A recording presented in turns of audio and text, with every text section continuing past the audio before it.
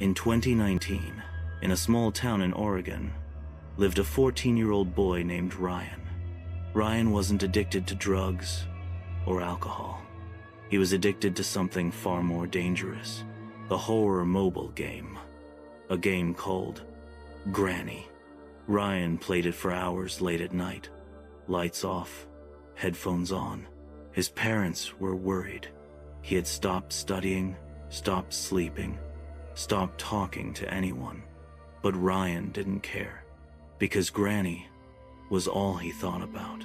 One night, around 2:45 a.m., Ryan was playing the game as usual. His eyes were burning, his fingers were shaking, and then his phone shut off, instantly. Not a low battery shutdown, more like something forced it to turn off. Ryan sighed, got up, and walked to his drawer to grab his charger. But halfway there, he froze. He heard footsteps, slow, dragging footsteps, coming toward his bedroom door. Ryan gulped. He opened the door fast, but the hallway was empty, dead, silent, heart pounding. He grabbed his charger, plugged in his phone, and tried turning it on. It didn't respond. As he tapped the power button again and again, bang, his bedroom door swung open. Then, slowly, it closed by itself. Ryan stared at it, shaking. He had no pets, no air draft, no one else awake.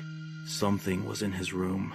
There was a full-size mirror near the door, and in that mirror, Ryan saw someone standing behind him.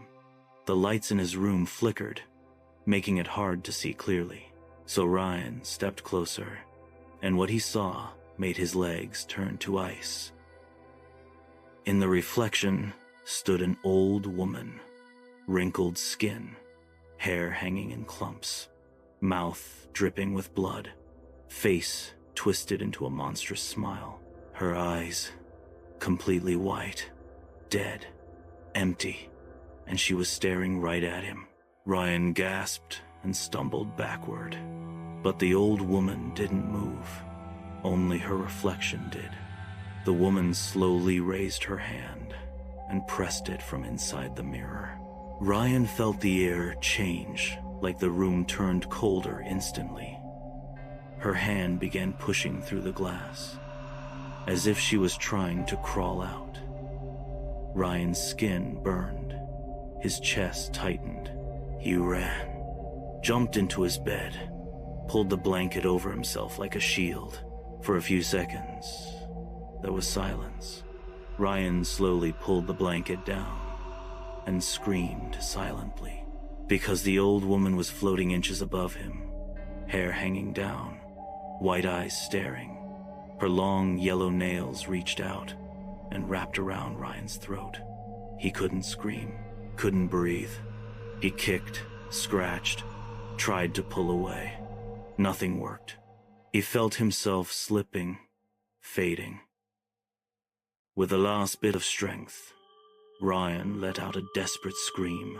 His mother burst into the room. She saw Ryan thrashing in bed, screaming, eyes rolled back. His mother shook him. "Ryan, wake up." He snapped out of it, gasping for air. His mom hugged him, saying, "You were having a nightmare." But then she stopped talking. Her eyes widened, because on Ryan's neck were 5 deep scratch marks, marks that looked like long, bony fingernails. From that night on, Ryan never played Granny again, never stayed up late, never slept without lights on, and he never forgot that woman. The white eyes, the smile, the hand reaching through the mirror. Was it a dream? Or did the game invite something into his room? No one knows.